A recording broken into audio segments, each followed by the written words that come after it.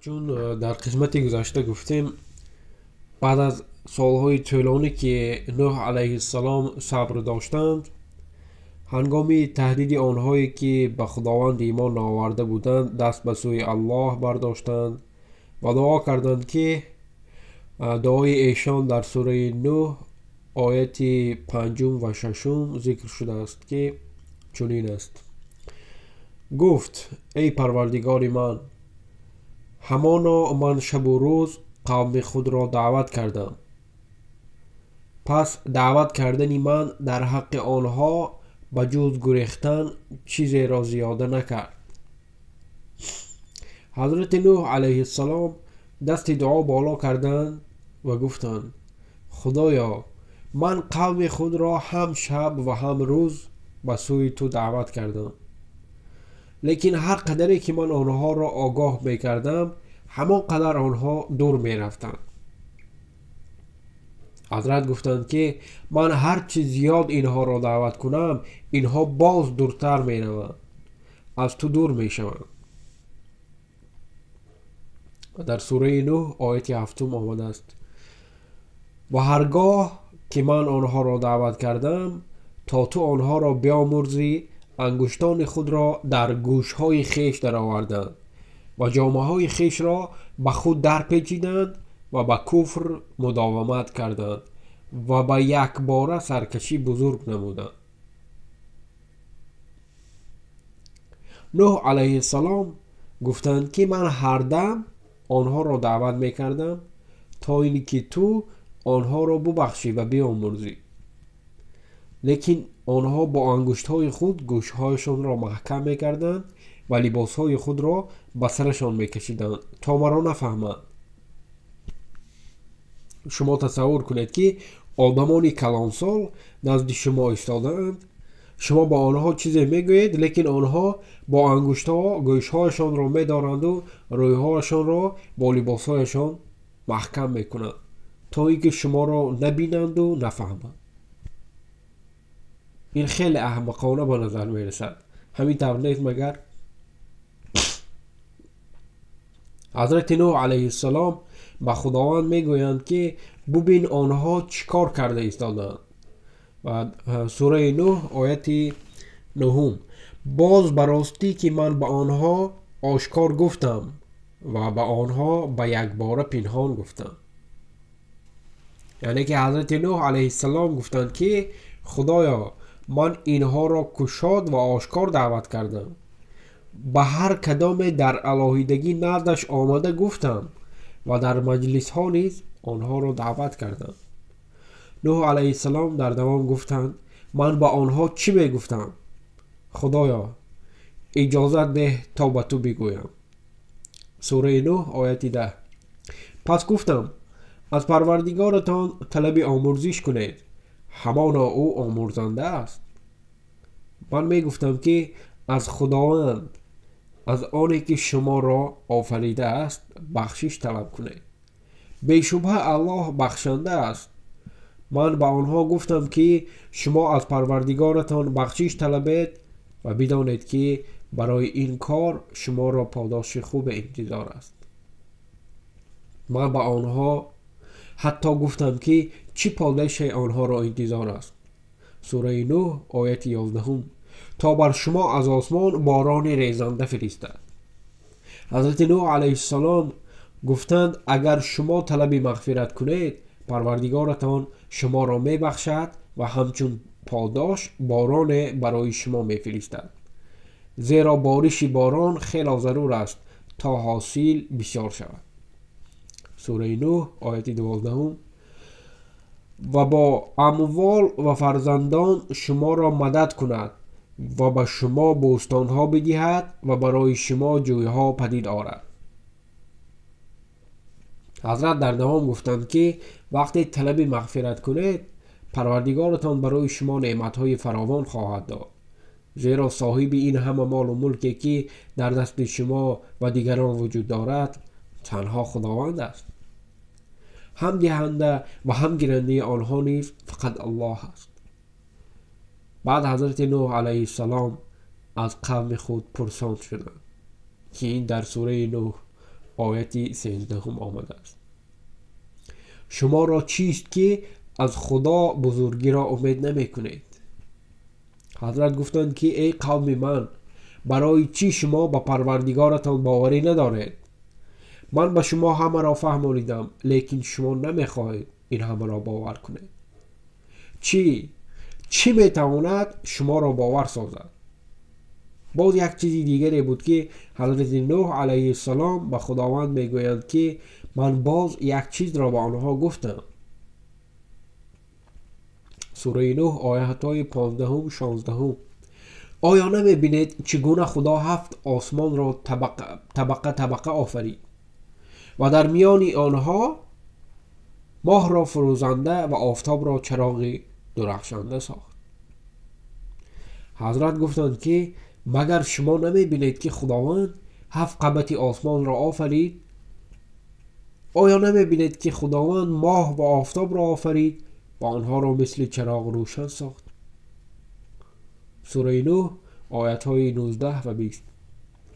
و خدا برای شما زمین را فراش ساخت تا بر راه های کشاده آن زمین بروید.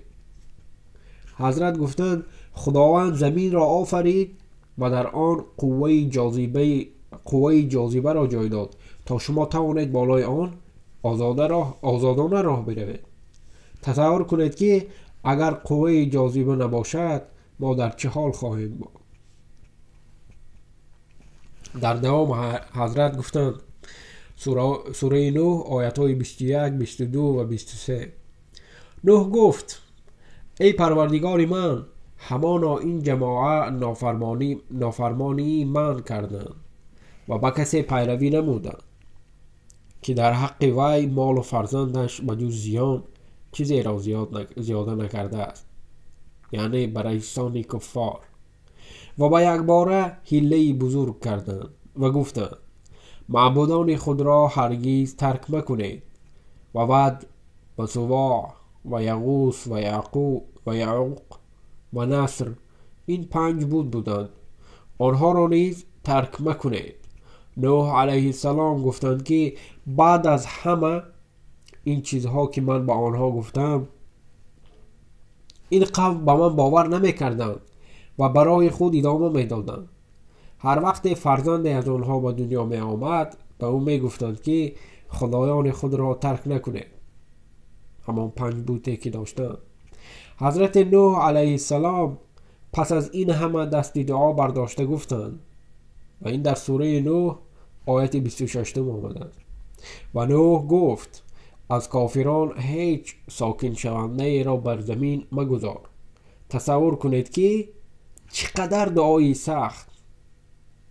حضرت گفتند خدایا من به تو همه را گفتم، اکنون وقت اینها ایمان آوردند، خدایا این قوم مرا نابود ساز، حتی یک نفر را نیز از بین آنها در زمین نگذار.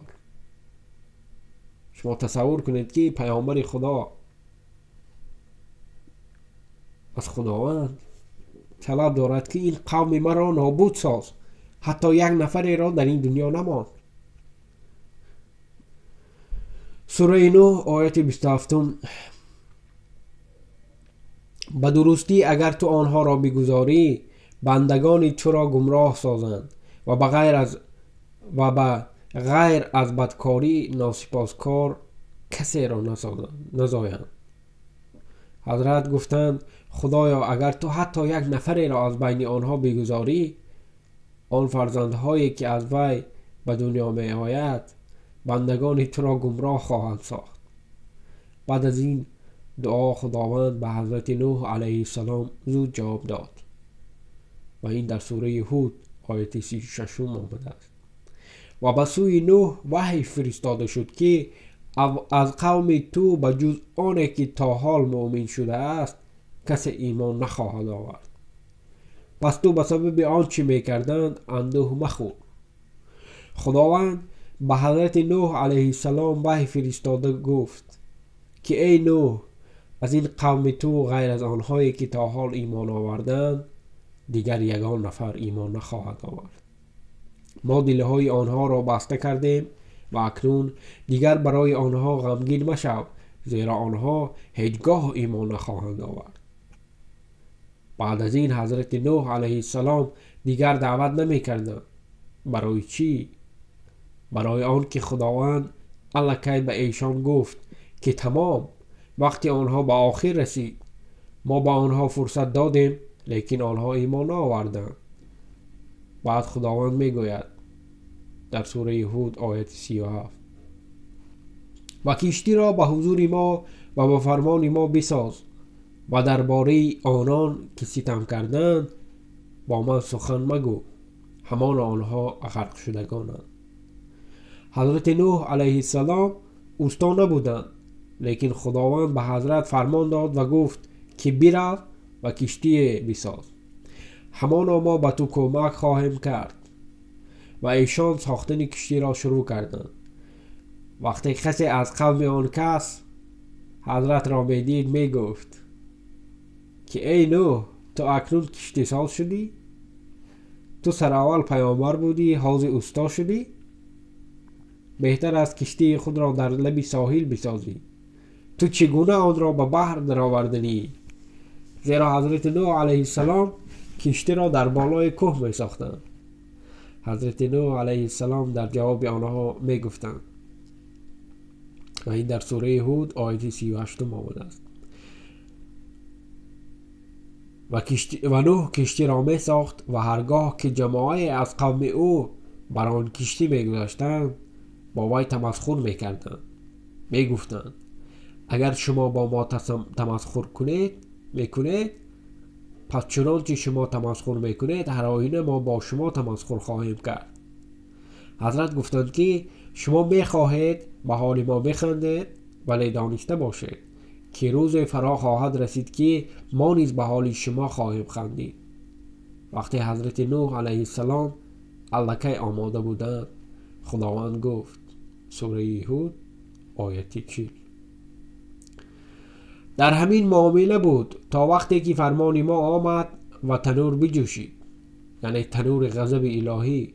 گفتیم در کشتی از هر جنس 2 تن، نر و ماده را و کسانی خود را مگر آن که بر وی گفته حق سبقت کرده است، یعنی زن نوح علیه السلام و کنعان پسر نوح علیه السلام، و مومنان را بردار و با وی بجز اندک ایمان آوردند. خداوند گفت اکنون زمین زیر آب خواهد ماند و تو ای نوح آن زمان که آب را دیدی از هر مخلوق یک جفت همراه خود به کشتی بگیر. آنهایی که ایمان آوردند نیز آنها را نیز با خود بگیر و به کشتی سوار شوید. آنهایی که ایمان آورده بودند خیلی مقدارشان کم بود. در روایت ها آمده است که شماره از همه خرد 11 و از همه بیشتر 80 آمده است و خداوند داناتر است. بعد وقتی که آنها به کشتی سوار شدند دعای خواندند. سوره هود آیت 41 و نوح گفت در کشتی سوار شوید، روان شدنی وی و ایستادنی وی به نام خدا است، همانا پروردگار من آمرزنده مهربان است. این دعا سنت پیامبر صلی الله علیه و سلم است و باید هر یکی از ما وقتی سفر میبراییم پیش از سفر آن را بخوانیم و دعا چنین است: بسم الله مجریها و مرسها، بسم الله مجریها و مرسها، یعنی که این با خواست خداوند حرکت خواهد کرد و با خواست خداوند خواهد ایستاد. آنها این دعا را در کشتی خواندند. حضرت نوح علیه السلام در بیرون کشتی فرزند خود را که نخواست با ایشان برود دیدند. سوره هود آیت 42 و آن کشتی آنها را در موج مانند کوه ها می برد و نوح پسر خود را آواز داد و او در کرانه بود: ای پسرک من، با ما سوار شو و با کافران مباش. حضرت به پسر خود نگریستند و گفتند: پسرم بیا همراه ما، با کافران نیست. و جواب پسر حضرت نوح علیه السلام این گونه بود. سوره هود آیت 43 گفت به سوی کوهی که مرا از آب نگاه می دارد پناه خواهم گرفت. نوح گفت امروز از عذاب خدا هیچ نگاه دارنده نیست مگر آن که خدا بر وی رحم کرده باشد. و موج میان آنها حایل شد، پس از غرق شدگان گردید. پدر از برای من غم مخور، من بالای کوه بلند خواهم برآمد. آیا تو دیده ای که آب تا بلندی کوه برآمده باشد؟ برای همین غم مخور. حضرت نوح علیه السلام گفتند که پسرم نه، امروز غیر از آنهایی که خداوند بر آنان رحم کرده است هیچ کسی نجات نخواهد یافت.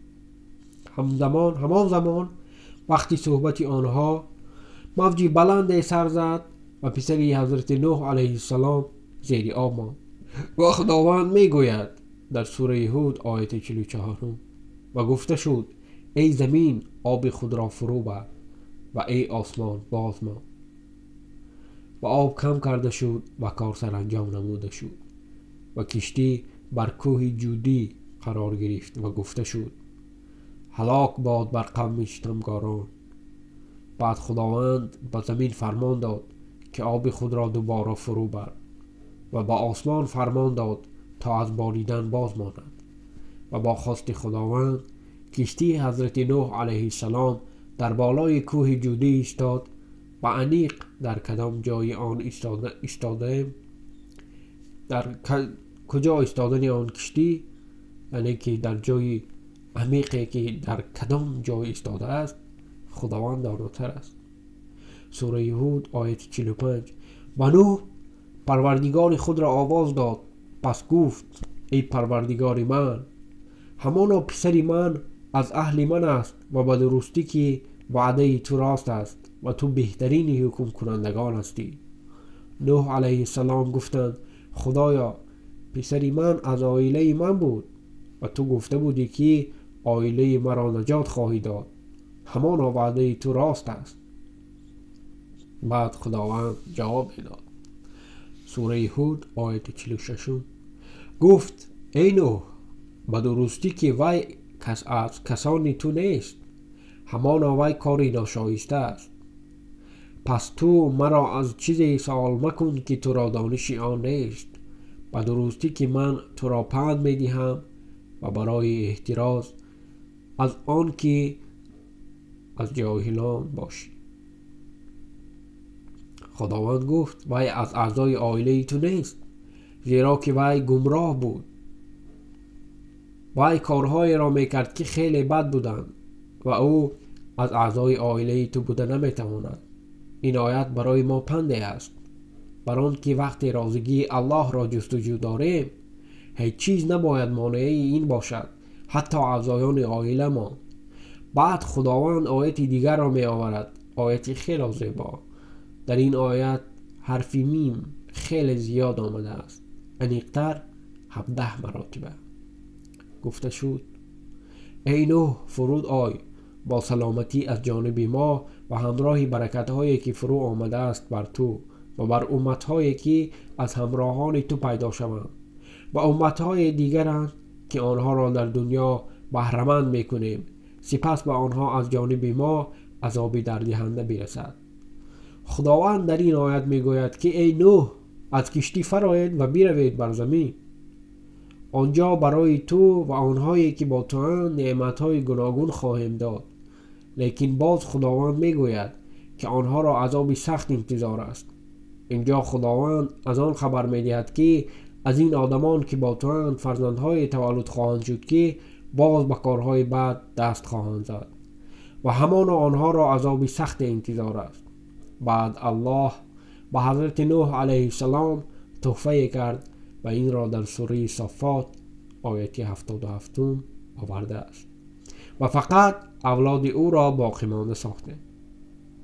یعنی وقتی که آنها از کشتی فرآمدند، آنهایی که همراه حضرت نوح علیه السلام بودند دیگر صاحب فرزند نشدند و تنها حضرت نوح علیه السلام و فرزندان ایشان دوباره صاحب فرزند شدند. این یک دلیل از قرآن کریم برای ما است که بعد از آدم علیه السلام ما همه فرزندان حضرت نوح علیه السلام می باشیم. خداوند می گوید هست بین شما نفری که از حیات نوح علیه السلام برای خود درس بگیرد. دعاگو باشیم تا خداوند برای ما فهمیش این همه را نصیب گرداند. آمین. خداوند نگهبانتان باشد. السلام علیکم و رحمت الله و برکاته. قسمهای 1 و 2 را می توانید در گروه برادری مسلم و در کانال برادری مسلم در یوتیوب، اینچنین در فیسبوک مطالعه نمایید. این همه مواد ترجمه از موعظه مفتی اسماعیل مینک بود که تقدیم شما گشت.